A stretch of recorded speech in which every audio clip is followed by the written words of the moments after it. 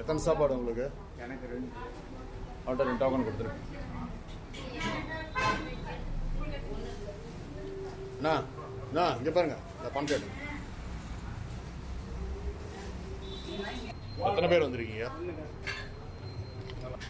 வாங்க, நீங்கள் சாப்பிட்றீங்களா?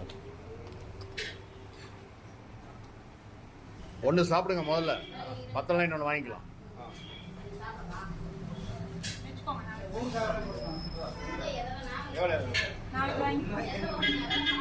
அது ஒன்று சாப்பிட்டு பத்தலாம் வந்து வாங்கிக்குவாங்க நீங்கள்.